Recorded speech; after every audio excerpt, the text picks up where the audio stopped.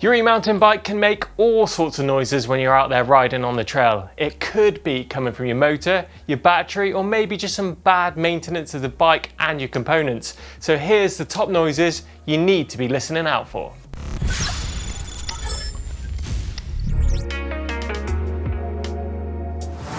Now, something that's common with motors is that you might have a mate who has the same motor as you, but yours is louder than his. Now, this isn't a problem at all. You don't need to worry about this. It just could be that you're at different rider weights and his motor maybe is working less than yours, or your motor is working harder than his, and in turn making that little bit more noise. Older motors are usually that little bit more noisy than the newer versions. Now, this is due to the differences in design and of course the materials being used in those moving parts.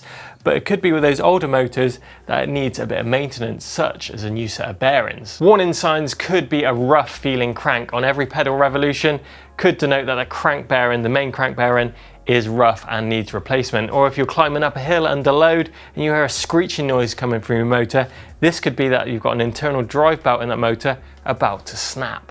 Now, if your motor does go wrong, unfortunately, you're gonna have to take your bike back to your dealer to get it fixed.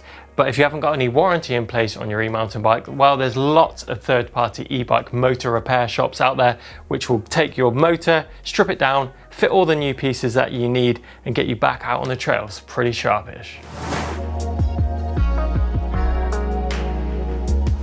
If you have an older e-mountain bike with an externally mounted battery, well, these can definitely rattle when tackling downhill and technical terrain. All you need to do is give that battery a good firm grip, give it a shake, and if there's any rattle in it, it could be that it's going to cause a load of noise and possibly lose connection too.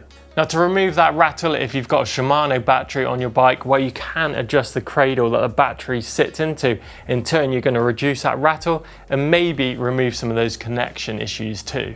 But it's not just those external batteries that can rattle. If you've got an internal battery in your frame, then these can definitely get some movement in too.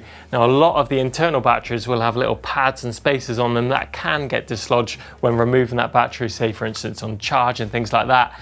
All you need to do on these is just make sure that all those pads and spaces are in there. If any are missing, you're going to get a rattly battery. You just need to get in there, replace them, and that will stop that rattle. And think about the fixing of your battery too. Some batteries will be held in place with a simple bolt. Again, just make sure this is nice and tight. Or if you've got a key, just make sure that that key is fully engaged and has actually got that battery locked in place. Give the battery a good shove and make sure you turn that key. But it might not be a battery, it could be the outer cover that is rattling and causing you all that noise. A great way of removing the rattle from these is just getting some sticky back foam and putting it between the battery and the cover, and again, negating that noise. But if you're still struggling, just check it's not internal cabling that is causing your rattle in your down tube. Particularly when removing batteries, you have a lot of cables that are located in your down tube too that are clipped into place, and sometimes these can get knocked out of place and then rattle away in your down tube, particularly when riding downhill.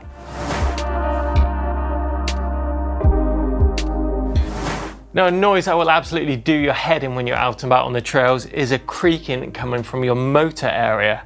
Now, first in line, I would be checking my motor mounting bolts. Now, these are usually 3 or 4 big bolts that go into your frame and they support the motor. Just check that they're nice and tight first. Then you need to check your chainring bolts, your crank bolts, the crank preload bolt on the other side of the crank, then of course your pedals too, and all the bearings that are in this. Go test ride it. If it still hasn't removed the creak, then you need to diagnose whether it's from when you're freewheeling, when you're pedaling, whether you're in the saddle or out the saddle. Lots of different ways to locate that creak, but it can be quite a hard area to diagnose that one. Now, the best way is to remove each component, give it a good clean up, degrease, then re-grease it, and then retension it up to the manufacturer's specifications. Go out and test ride it, and that's hopefully going to remove that creak.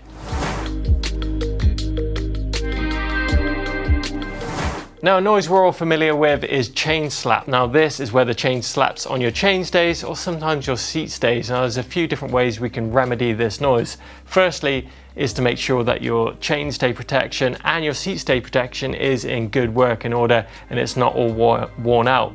Secondly is to make sure your chain is the correct length. If you're running too long a chain, particularly when you're in these smaller cogs on the cassette, it can cause a lot of chain slack in the system and in turn make that chain noise a lot more than it should be. And the last thing is to take a look at the type of the derailleur that you're running on your bike and whether you've got that clutch working efficiently. Most high-end e-mountain bikes have a clutch rear derailleur. Now this just basically stiffens up the lower cage to stop all that chain slap when you're riding technical terrain.